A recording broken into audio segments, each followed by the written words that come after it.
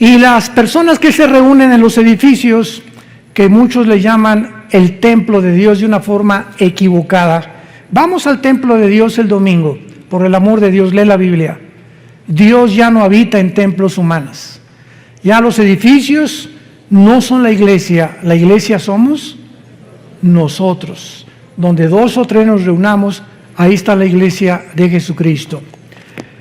En esta serie he tratado de demostrar en estas pasadas 2 conferencias de que todas las profecías del Antiguo Testamento, principalmente en Daniel, repito, porque en Daniel encontramos continuamente al ángel diciéndole a Daniel, Daniel, esta visión es para el tiempo del fin, esta profecía es para los últimos tiempos, y cuando oímos que diga los últimos tiempos o los tiempos del fin, no se refiere a los últimos tiempos de nosotros.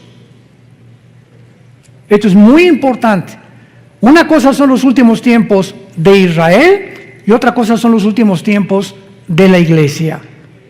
Cuando encontramos en el Antiguo Testamento, en los postreros días, en los tiempos finales, en los últimos tiempos, séllalo hasta el tiempo del fin, se refiere al tiempo de la gran tribulación.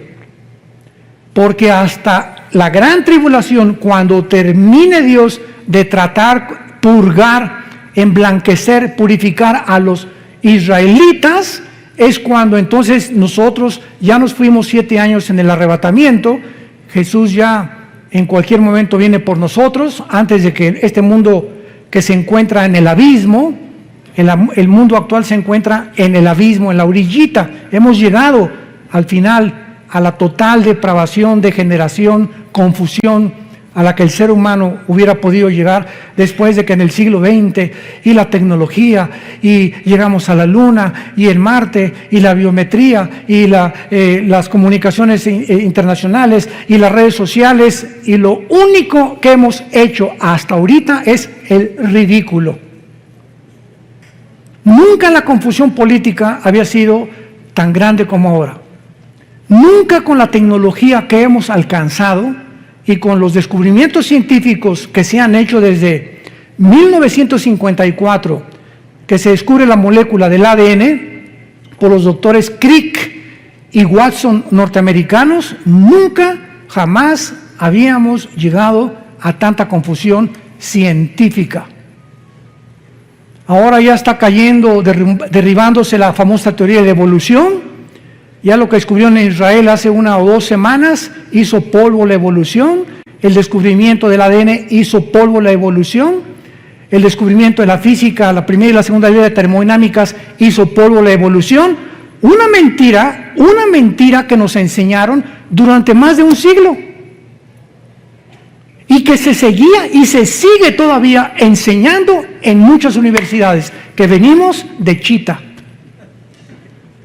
que somos el producto accidental de una evolución y que venimos de los animales, cuando la ciencia, la física, la biología, etcétera, etcétera, contradicen científicamente. Vamos a hacer a un lado la Biblia. La misma ciencia contradice que es imposible la evolución cuando descubrieron el ADN. Sin embargo, esto nos enseña que cuando una mentira se repite 100 años, se acaba aceptando como una verdad. Dice el profeta Isaías, detuvieron la verdad. Y como el ser humano carece de iluminación para saber cuál es la verdad, el mundo tenía forzosamente que llegar al punto en donde nos encontramos. Nos encontramos en el abismo, donde las cosas no van a mejorar, las cosas van a ir de mal en peor. En el libro de Daniel, capítulo 12, encontramos la introducción que dice, en aquel tiempo se levantará Miguel. Daniel 12, versículo 1, el gran príncipe que está de parte de los hijos de tu pueblo, será tiempo de angustia, cual nunca fue desde que hubo gente hasta entonces. Pero en aquel tiempo Ese es aquel tiempo que se repite otra vez en el versículo 1. ¿Ya lo vieron? Comienza diciendo, en aquel tiempo se va a levantar Miguel, el comandante en jefe de los ángeles de Dios, y habrá un tiempo de angustia, y en aquel tiempo será libertado tu pueblo. ¿De qué tiempo está hablando el ángel al profeta Daniel? Del tiempo de la gran tribulación. Y lo dice claramente, será un tiempo que jamás lo hubo, cuando hubo gente hasta entonces. Y estas mismas palabras, Jesús las repite en Mateo 24, 21. Porque habrá gran tribulación como nunca el ser humano la ha visto jamás. Ni en el Holocausto judío, ni en la Primera Guerra Mundial, ni en la Revolución Bolchevique, ni en la Segunda Guerra Mundial, ni en la Guerra de Vietnam, ni en la Guerra de Corea, ni en los tsunamis que ha habido, ni terremotos. Lo que va a pasar sobre el mundo es algo inusitado que jamás en la historia se había visto. ¿Por qué? Bueno, cuando ya vamos al libro de Apocalipsis, vemos la respuesta. El abismo, que es donde se encuentran los demonios, que está en el centro de la tierra, el abismo, se va a abrir. Y van a salir del abismo millones de espíritus demoníacos para atormentar a los seres humanos mental y físicamente en los tiempos del anticristo. Al mismo tiempo que los demonios van a salir todos en libertad, imagínense abrirle las cárceles federales, las clases de máxima seguridad ahorita a todos los criminales del mundo. Imagínense lo que podría suceder. Pues esto sería como Disneylandia comparado con los demonios que van a salir. Agreguémosle que el anticristo va a tener poderes sobrenaturales, señales engañosas. El falso profeta va a hacer llover fuego del cielo. Y en ese tiempo los habitantes de este mundo van a creer realmente que son extraterrestres. Les van a adjudicar poderes de otros mundos. Y agreguémosle todavía que aparte de las señales y milagros y todo lo que está pasando, Satanás baja al mundo. Ahorita dice Efesios 2 del 1 al 3 que es el príncipe de la potestad del aire. Ahorita Satanás opera en el aire con las ondas de comunicación, con el espectro electromagnético, con todo lo que es el magnetismo, la energía. Desde ahí ahorita está él controlando radios, programas, televisión, medios de comunicación, etcétera, etcétera, para hacernos creer lo que oímos en la mayor parte de los medios de comunicación. Pero Satanás no baja solo al mundo, lo acompañan los ángeles caídos. Entonces el mundo se convierte en la habitación de demonios, de señales, de milagros mentirosos y de Satanás con sus ángeles caídos que, repito, crecerán extraterrestres. Porque los ángeles tienen forma humana cuando se manifiestan en el mundo. Dice en 2 Corintios que Satanás se disfraza de ángel de luz. Esto es a lo que se refiere hace 2600 años el ángel que le da estas palabras al profeta Daniel.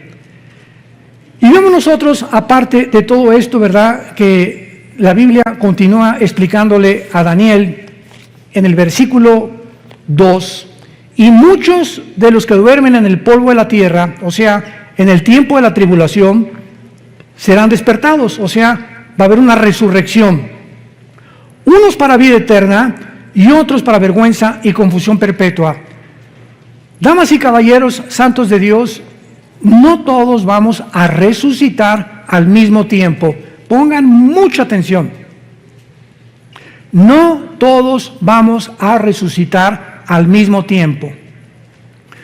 Va a haber la primera resurrección que Cristo menciona en Juan capítulo 5, y muchos serán despertados para vida eterna y otros para condenación eterna.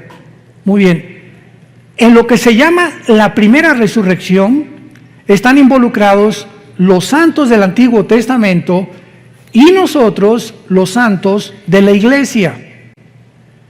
Y la otra resurrección para condenación se encuentra hasta Apocalipsis 20, del 11 al 15, que se llama el juicio del gran trono blanco, donde van a resucitar los incrédulos, o todos aquellos que rechazaron las leyes y los mandamientos de Dios. Pero vayamos a ver por qué decimos que hay un orden en la resurrección, porque Dios es un Dios de orden. Vayamos a la primera carta a los Corintios, capítulo 15, y veamos con muchísimo cuidado de qué forma el apóstol Pablo describe este orden de la resurrección que iremos desarrollando a continuación. 1 Corintios 15, versículo 20 en adelante. Mas ahora Cristo ha resucitado de los muertos, primicias. Esta palabra, apúntalo en tu Biblia, es primeros frutos. Primeros frutos. Es la palabra griega aparche, como suena aparche, que se refiere a la fiesta de los primeros frutos de Israel. Acuérdate que primero era la Pascua, después venía los panes sin levadura, después venía los primeros frutos y después vino Pentecostés. Y quedan 3 fiestas para poder terminar el plan de Dios. Entonces, cuando el apóstol Pablo dice que Cristo es el que cumplió la fiesta de los primeros frutos, porque Jesucristo es el primero en toda la historia del ser humano que resucitó sin volver a morir. Cuando Dios resucitó a Lázaro, volvió a morir. Cuando resucitó a Tabita, volvió a morir. Todos los casos de resurrección que encontramos en la Biblia volvieron a morir. Pero Cristo es el primero, por eso se le llama en Colosenses el primogénito de los muertos. Es el primero en su género, que lo significa primogénito, primo de genes, de su generación que seguimos nosotros, que resucitó. Muy bien. Versículo 21. Porque por cuanto la muerte entró por un hombre, también por un hombre la resurrección de los muertos. Porque así como en Adán todos mueren, también en Cristo serán todos vivificados. Versículo 23, lean con mucho cuidado. Pero cada uno en su debido orden. Y esta palabra tagma, que en el griego es orden, significa un orden de soldado raso, cabo, teniente, coronel, nos habla de que cuando hay un orden, hay, ¿verdad? Primero después el segundo, el tercero, el cuarto y el quinto. Entonces, la resurrección de los muertos va a seguir un orden establecido por Dios. Cada uno en su debido orden. Cristo, las primicias, fue el primero. ¿Ya lo vieron? Luego, ¿quiénes siguen? Los que son de Cristo. Los santos del Antiguo Testamento no están incluidos en nuestra resurrección. Los que somos de Cristo somos los que fuimos bautizados con el Espíritu Santo en el momento de nuestra conversión. En el momento que recibes a Cristo, eres regenerado, eres nacido de nuevo, eres colocado en el cuerpo de Cristo. 1 Corintios 12:13, a todos se nos dio a vivir, a experimentar el mismo Espíritu y el mismo bautismo, y en ese momento la iglesia es un cuerpo, y la cabeza es Jesucristo. Y en la iglesia unos son una oreja, otros son mano, 1 Corintios 12, otros son las piernas, otros son los dedos, etcétera, etcétera. La iglesia tiene una manifestación de dones y de talentos de acuerdo a la soberanía de Dios. Y en la iglesia hay apóstoles, ¿verdad? Hubo profetas, pastores, maestros, etcétera, etcétera. Hay diferentes ministerios que reparte Dios, diferentes dones, etcétera, etcétera. Pero todos los que desde Pentecostés hasta nuestros días, cuando venga el rapto, vamos a resucitar. Te repito, de Pentecostés hasta nuestros días, cuando venga el rapto, la iglesia es la primera en resucitar. Vamos también, antes de regresar a Corintios, a ver en Primera de Tesalonicenses esta verdad. Capítulo 4. Primera de Tesalonicenses, capítulo 4. Y dice así, versículo 13. Tampoco queremos, hermanos, que ignoren acerca de los que duermen, o sea, de los que han muerto, para que no se entristezcan como los otros que no tienen esperanza. Pero si creemos que Jesús murió y resucitó, así también traerá con Jesús a quienes, a los que durmieron en Él, que somos la iglesia. Los santos del Antiguo Testamento no forman parte del cuerpo de Cristo. Y esto ya le explica Pablo en Efesios capítulo 2, que tanto los judíos con el Antiguo Testamento ahora, y griegos, ahora no hay judíos, ahorita no hay un pueblo de Dios, Israel, ahorita somos todas las personas de todas las naciones que formamos parte, y que cuando recibes a Cristo, te conviertes, nos convertimos en hijos de Abraham. Entonces puede venir ahorita un judío y decirme, yo desciendo de Abraham, y le contesto, étnica y terrenalmente y genéticamente, porque eres judío, desciendes de Abraham, claro, fueron lo que los fariseos le dijeron a Cristo, somos hijos de Abraham. Pero la verdadera descendencia de Abraham son los que tenemos la semilla. Y todo esto lo explica Gálatas capítulo 3. Cristo es la semilla prometida a Isaac. En Isaac te será llamada descendencia, o la esperma de Isaac vendrá después Jacob, Judá, Salomón, David, y ahí viene toda la descendencia. Y cuando recibes a Cristo, esa semilla, esa promesa que Dios le hizo a Abraham era espiritual. Entonces dice la Biblia, ahora los que somos de la fe, somos de Abraham. Y dice Romanos capítulo 2, no todos los que descienden de Israel son judíos, porque no es la circuncisión de la carne, sino la circuncisión del corazón. Tú a lo mejor no eres circuncidado, porque era el pacto, era una señal del pacto de Israel, pero si tienes a Cristo, formas parte del pueblo de Dios. Y a lo mejor si eres circuncidado y eres judío, aunque estés circuncidado, no eres parte del pueblo de Dios, porque no tienes a Yeshua Mashiach, a Jesús el Mesías, en tu corazón. ¿Me van siguiendo? Esto es importantísimo. Entonces, por eso es ridículo, ¿verdad?, que haya cristianos que se ponen la kipá. Y a una iglesia mesiánica ahora, ¿verdad? Gracias a Dios que hay judíos que se están convirtiendo. Pero eso que nosotros queramos hacernos judíos, y ya lo somos. Ya lo somos. ¿Por qué? Por la semilla de Abraham, porque tenemos a Cristo. No tenemos que adoptar lo que ellos hicieron. Ellos tienen el judaísmo. Esto es importantísimo para la iglesia. Porque hay un movimiento tremendo, ¿verdad?, de cristianos que se quieren hacer judíos. ¿Para qué? Estás mejor así de tlaxcalteca. No niegues tus raíces.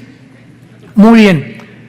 Entonces vemos nosotros que en Daniel 12, versículo 2, dice la Biblia que los judíos, desde Adán hasta Pentecostés, que nació la iglesia, hasta Hechos capítulo 2, la iglesia nació cuando el Espíritu Santo bajó en Pentecostés y formó la iglesia, el cuerpo de Cristo, que se llama un nuevo hombre.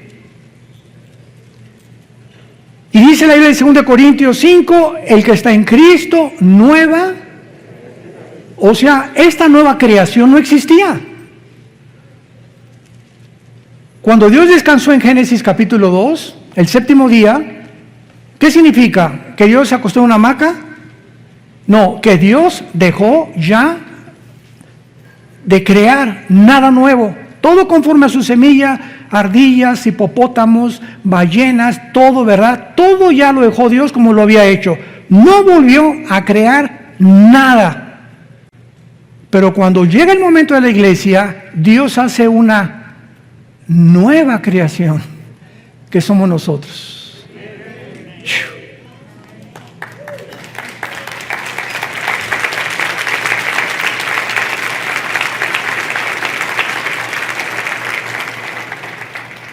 Y este hermano, ¿por qué no guarda el sábado? ¿De qué estás hablando? ¿Por qué no guardan el sábado? ¿De veras? ¿Tú nada más guardas el sábado? Yo el sábado, domingo, lunes, martes, miércoles, jueves, viernes. Yo guardo 7 días a la semana. Porque el sábado fue dado a Israel. Ahora en la iglesia se nos da el primer día, que es el domingo.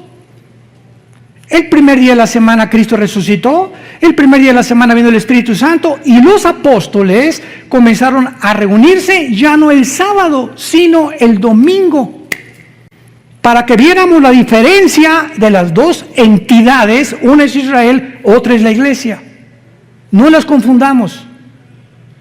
Ahora, Israel era la esposa de Dios y se divorció. Dios está divorciado ahorita de Israel. Nosotros somos la novia de su Hijo. 2 Corintios 11, del 1 al 3. Desposados como una virgen pura. Alguien me preguntó, ¿qué acaso tiene Dios 2 esposas? Le dije, por favor, entiende la Biblia. Dios ha hecho a un lado a Israel y va a regresar. Romanos 9, 10 y 11. Va a regresar en la tribulación a purificarlos, purgarlos. Y los que crean en la tribulación en Jesús pasarán al milenio junto con la iglesia nosotros. Pero ahorita Dios está divorciado. ¿Dónde dice eso? Vayamos al libro de Isaías.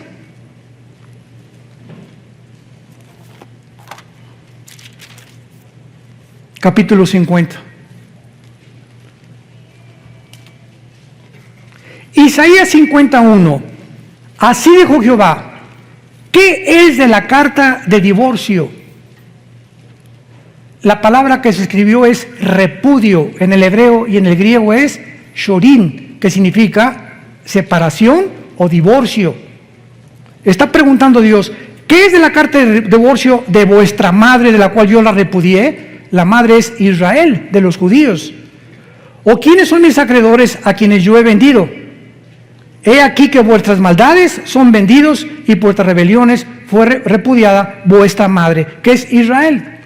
Compáralo con Jeremías, capítulo 3, antes de que me llames hereje. Versículo 8. Jeremías 3, 8. Ella, está hablando de Israel, vio que por haber fornicado la rebelde Israel, yo la había despedido y dado carta de divorcio. Dios le está explicando tanto a Jeremías como a Israel, yo estoy divorciado de Israel. Pero no tuvo temor la rebelde Judá, su hermana, sino que también fue ella y fornicó. ¿Por qué Dios se divorció de Israel? La fornicación que Israel cometió era venderse a las naciones. Espiritualmente en el Antiguo Testamento la fornicación es un símbolo de unirte al mundo. Y en Santiago capítulo 4 en el Nuevo Testamento dice, oh almas adúlteras, cuando un cristiano se va al mundo, has cometido fornicación. ¿Por qué? Porque estás traicionando los votos de lealtad y devoción que le tenemos a Jesús. Si tu esposa se va con otro hombre, es adulterio. Y el adulterio es la única causal y el abandono de hogar en el Nuevo Testamento para poder divorciarte. 1 Corintios capítulo 7. Las mismas causales por las cuales Dios se divorció de Israel le pertenecen a la iglesia. Dios se divorcia de Israel espiritualmente y en el Nuevo Testamento el divorcio físico, visible, terrenal es si tu esposa se va con otro o tu esposo se va con otro. Es la única causal, no hay otra causal más que el divorcio y el abandono de hogar. Que te diga a tu esposo, adiós, dile, adiós gavilán pollero. Bye bye, que Dios te bendiga. Quién sabe si lo bendiga, ¿verdad? Bueno, entonces, esto es importante, ¿verdad? El Dios del Antiguo Testamento está divorciado y ahora nosotros, la iglesia, que somos un nuevo cuerpo, somos una novia de su Hijo Jesucristo. Qué grande demostración que la iglesia e Israel son dos entidades completamente diferentes. Porque hay enseñanzas cristianas donde mezclan y dicen, no, ya Dios acabó con Israel, ya no hay, la iglesia tomó su lugar, etcétera, etcétera. Y esto no lo enseña la Biblia. Dios le dice a Israel, adiós, ahí nos vemos. Y Jesucristo dijo en Jerusalén, cuando lo iban a crucificar, el domingo de Ramos, Baruch Hashem Adonai Eloheinu, bendito me dirán el que viene en el nombre del Señor, hasta que Jesucristo regrese. Y los judíos, después de la tribulación, Apocalipsis 1:8, mirarán al que traspasaron. Romanos 11, 25 y 26, Israel será salvado. Hasta ese momento, la esposa que era antes de Dios se volverá a unir a su marido. Y seremos una sola entidad en el tiempo del milenio. Entonces, Dios no se ha olvidado de la esposa despreciada. Si esa esposa regresa y le pide perdón a Dios y reconocen a su hijo como el Mesías, Dios vuelve a renovar sus votos por el pacto que hizo con Abraham. ¿Ven qué importante es entender la Biblia sistemáticamente para no caer en herejías y en tonterías y ya Dios acabó con la iglesia, con Israel, ya no tiene para nada, ¿verdad? Claro que ahorita no tiene absolutamente nada. Cuando crucificaron a Cristo, dijo, ¿verdad? Dijeron los judíos, la sangre sea sobre nuestras cabezas. Y en ese momento la maldición vino sobre Israel, que se encuentra todavía esta maldición en Israel, menos en los judíos que han aceptado a Jesucristo como el Mesías y que forman parte de la iglesia. Pero en el año 70 después de Cristo llegaron los romanos, encabezados por Tito, el general romano, hijo del emperador Vespasiano, y arrasaron Jerusalén y no dejaron piedra sobre piedra. Y desde el año 70 hasta 1948, Israel no tenía templo, no tenía nación, no tenía absolutamente nada. Regresaron en el 48 para despertar, para resucitar nacionalmente, porque la Biblia habla de dos regresos de Israel. Ya regresaron nacionalmente, regresarán espiritualmente en la gran tribulación. Entonces no es hasta que se conviertan, Ezequiel 37, la visión de los huesos secos, ¿se acuerdan? Que Ezequiel le dio una visión de los huesos que es Israel, y lo dice, los huesos son mi casa. Y ahorita se están juntando los tendones con los huesos hasta que se forma el cuerpo que es Israel, cuando Jesucristo regrese junto con nosotros para reinar con ellos en el milenio. Regresamos a 1 Corintios. Entonces vemos que la primera resurrección le pertenece a la iglesia, a los que somos del cuerpo de Jesucristo. Y después dice claramente, en este orden, el apóstol Pablo, los que son de Cristo en su venida, luego el fin cuando entregue el reino de Dios y Padre. Muy bien. La resurrección, viene Cristo mañana, supongamos, o la semana que entra, desaparecemos millones de personas. Yo pienso sinceramente que somos la generación que no va a gustar la muerte, que somos la generación que no vamos a saber lo que es morir. De repente las noticias se congestionarán, los medios de comunicación, aviones que van a caer porque el piloto desaparecieron, accidentes de tránsito, todos los niños menores de edad desaparecerán del planeta, siendo ya de padres incrédulos o no padres incrédulos. Los niños son de Dios, dejen que los niños se acerquen a mí. No dijo Jesús, nada más los cristianos, o nada más los judíos, no, que se acerquen todos los niños, son míos los niños, pertenecen de una forma misteriosa y espiritual a Jesucristo. Y entonces van a pasar 7 años de tribulación, y cuando termine la tribulación resucitan todos los santos desde Adán hasta la cruz. Y después en el milenio va a haber otra resurrección. Porque cuando Cristo venga, hagan de cuenta que entramos ya al milenio, resucitados nosotros con cuerpos resucitados, bajamos del cielo con Cristo con cuerpos glorificados ya, pero cuando venga Cristo, dice Zacarías capítulo 13, versículo 8, que una tercera parte va a sobrevivir la tercera guerra mundial. Una tercera parte sobrevivirá la guerra del Armagedón. Y esta tercera parte que sobreviva, va a haber, Mateo 25, un juicio de los cabritos y de las ovejas. Y Dios va a juzgar a los cabritos y a las ovejas. Las ovejas son las que siguieron a Jesús en la tribulación, los cabritos, los que le rechazaron, serán condenados, y los sobrevivientes cristianos de la tribulación van a pasar al milenio. Los que se convirtieron en la tribulación y se salvaron de la muerte del anticristo. Pero esas personas que entran al milenio tienen que morir, ¿verdad? Porque se ha establecido Romanos 9 que los hombres muramos una sola vez y después el juicio. Entonces, ¿cómo van a entrar a la eternidad estas personas que pasaron de la tribulación vivos al milenio si no han resucitado? Entonces, la mayor parte de estos que van a entrar se van a rebelar contra Cristo, Apocalipsis 20 del 10 en adelante, y Satanás será sacado del abismo y encabezarán la última guerra, Gog y Magog, que es diferente de la Ezequiel 38-39, para pelear contra Cristo, y los que se hayan convertido en milenio resucitarán para entrar a la nueva Jerusalén.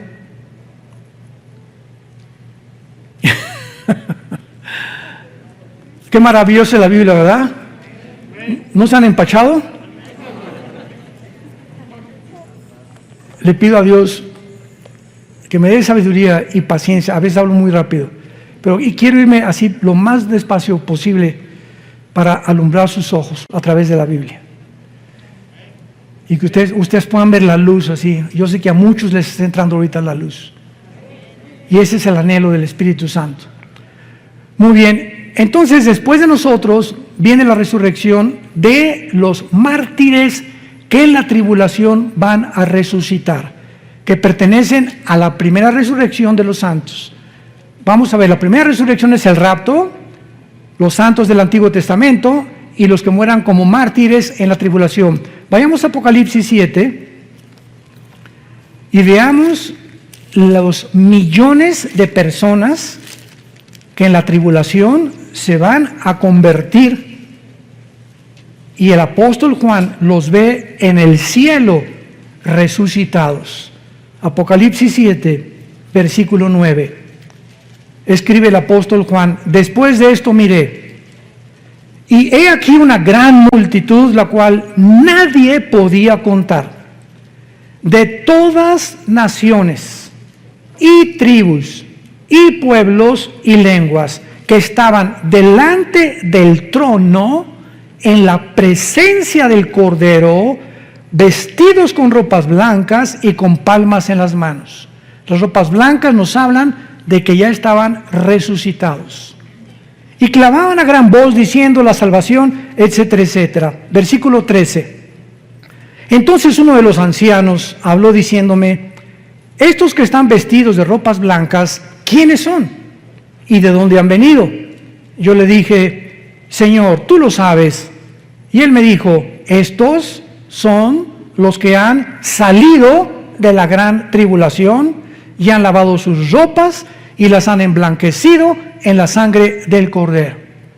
Aquí encontramos posiblemente a los 144,000 y a todos aquellos que en la tribulación van a morir como mártires. Aquí ya llevamos que nosotros fuimos primeros, ellos serán segundos, y en tercer lugar, vamos a Apocalipsis 11, están incluidos los 2 testigos al final de la tribulación. Dice Apocalipsis 11, versículo 7, cuando hayan acabado su testimonio, está hablando de los 2 testigos. La bestia que sube del abismo hará guerra contra ellos y los vencerá y los matará, y sus cadáveres estarán en la plaza de la grande ciudad, que en sentido espiritual se llama Sodoma y Egipto, donde nuestro Señor fue crucificado. de una forma inequívoca es Jerusalén, donde los 2 testigos serán asesinados por el anticristo. Y vean ustedes las palabras con las que el Espíritu Santo califica a Israel. Israel se convertirá como Egipto, que es el símbolo del mundo, y como Sodoma, que es el símbolo de la depravación moral. Y no es coincidencia que Tel Aviv, la ciudad ahora de Israel, se esté considerando la capital mundial del movimiento gay. Tel Aviv es ya la capital del movimiento gay en el mundo. Y hay cantidad de cristianos evangelizando a todos estos hombres y mujeres que necesitan a Jesús. Porque Jesús murió por todos aquellos, por más pecador que tú seas, Cristo te ama. Pero Él te pide que te arrepientas de tus pecados y que entiendas que los géneros no se pueden tergiversar ni pervertir. Solamente hay 2 géneros, varón y hembra, nada más. Esta semana, el gobierno americano acaba de declarar que en todos los pasaportes nuevos de Estados Unidos se incluya el tercer género. En todos los pasaportes, desde esta semana, americanos, norteamericanos, viene incluido el tercer género, si tú le quieres poner otra cosa. No nos vamos a profundizar en eso, y entonces van a ser asesinados, versículo 9, y los de los pueblos, tribus, lenguas y naciones verán sus cadáveres por 3 días y medio, y no permitirán que sean sepultados. Los moradores de la tierra se regocijarán, se alegrarán, y enviarán regalos unos a otros, porque estos 2 profetas habían atormentado a los moradores de la tierra. Me detengo aquí. ¿Por qué el mundo ahorita se ha vuelto contra nosotros? ¿Por qué? Porque se sienten atormentados con la predicación del Evangelio de Cristo. En lugar de que sientan una medicina y un aliento, yo cuando vi el Evangelio dije, Dios mío, esto es lo que yo estaba esperando toda mi vida. Hay personas que se molestan. Y ahora tú no puedes predicar esto. La iglesia es un hospital para todo tipo de personas, lesbianas, transgénero, homosexuales, borrachos, parranderos y jugadores. Esto es la iglesia. Le abrimos la puerta a todos para que podamos ser sanados de la condición en la que el mundo tal vez nos empujó a ser. Cualquiera de ustedes que oiga mi testimonio no lo vas a creer. No lo vas a creer lo que yo era antes de venir a Jesús hace 46 años. Este año cumplo 46 años, no de edad, de cristiano. Y 43 años cumplo este año de predicar la palabra de Dios. A los 3 años de convertido comencé a predicar en la sierra a los indígenas de Oaxaca y de Guerrero. Tuve 3 años en la sierra, durmiendo en pisos de adobe, tapándome con periódicos. Mi cojín era un ladrillo envuelto en periódicos, así que si realmente alguien ha vivido la pobreza, he sido yo. Pero antes de eso, tú no te imaginas lo que yo era, ni quiero... Creo que en internet está algo de mi testimonio. Pero Juan Charrasqueado se quedaba chiquito.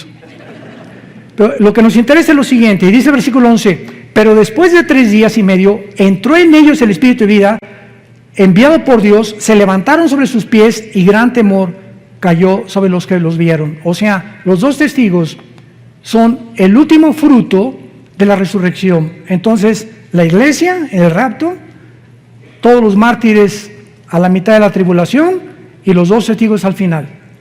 Y cuando Cristo venga, en cuarto lugar, los santos del Antiguo Testamento.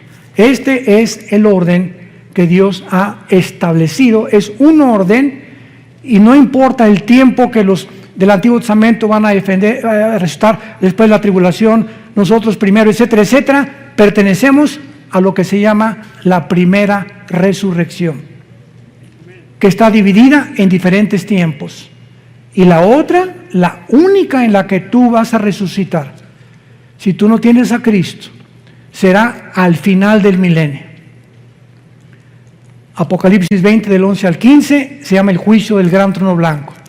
Dios va a abrir los libros, uno, el libro de la vida, el libro del Cordero, etcétera, etcétera, y el que no se halló inscrito será lanzado al lago de fuego, que es la muerte segunda. Ahí Dios, enfrente de los ángeles, nosotros como la iglesia, dice 1 Corintios 6, del 2 al 3, que seremos el jurado, nosotros, la iglesia, seremos el gran jurado. Dios te demostrará que Él te amó, que dio su vida por ti en una cruz, que en esta mañana te está hablando para que te arrepientas y vengas a la cruz. Y si tú continúas rechazando eso, Dios no te puede forzar. Te puedes burlar ahorita, mascar tu chicle, decir no lo creo, puedes hacer lo que quieras, pero estas palabras son fieles y verdaderas, porque son la palabra de Dios. Y Dios te da la oportunidad en este momento que vengas a la cruz, que le entregues tu vida, que te arrepientas de tus pecados y que conozcas lo que es verdaderamente ser libre, espiritual, mental y físicamente. Oremos. Gracias, Señor, por tu palabra en esta mañana. Gracias, Señor, por habernos dejado el camino, porque tu palabra dice, no hay en ellas nada perverso, en ellas, todas ellas son rectas al que entiende y razonables a los que han alcanzado la sabiduría. La ley de Jehová, los mandamientos que Dios nos da, son perfectos, porque convierten el alma. El testimonio de Jehová es fiel, hace sabio al sencillo. El temor de Jehová permanece para siempre. Todo lo que Dios nos dice es deseable, más que el oro y más que el oro afinado, y dulce más que la miel que destila el panal. Te damos gracias, Señor Jesús, por haber dado tu vida en esa cruz, por haberte levantado de los muertos para decirnos que nosotros seguimos detrás de ti. Animarnos que esta vida es temporal, seremos librados de la corrupción de esclavitud a la libertad gloriosa de los hijos de Dios. Y en esta mañana, tú que me escuchas, invita a Cristo a tu corazón. Arrepiéntete de tu vida. Tú eres pecador, dice la Biblia, y la paga del pecado es la muerte. Mas Dios muestra su amor para con tu vida, en que siendo pecador, así como estás de sucio, de sucia, Jesús murió por ti, para limpiarte y lavarte con su sangre preciosa, y decirte que nunca te va a volver a dejar, ni abandonar, y el día que tú mueras, morirás en paz, porque morirás con la seguridad que en esta mañana el Espíritu Santo te dará tu corazón. Si alguien quiere en esta mañana invitar a Cristo, ustedes que nos ven por la televisión, dile estas palabras: Señor, te pido perdón por mis pecados. Creo que en esa cruz pagaste con tu sangre por ellos. Y creo que a los 3 días tu Padre te levantó de los muertos. Y como creo que vives, te pido en este instante que entres a mi corazón como mi Señor y mi Salvador. Señor Jesús, gracias por tan grande amor y por darme la vida eterna y la absoluta seguridad y certeza que cuando yo muera, moriré en paz, porque sé que me estarás esperando para gozarme la otra vida, que mi fe no fue en balde y que tus promesas fueron fieles y verdaderas. En el nombre de Jesús. Amén. Gracias a Dios por la palabra de Dios. Gracias a Dios por la Biblia. Gracias, Padre, por este libro maravilloso que nos has dejado.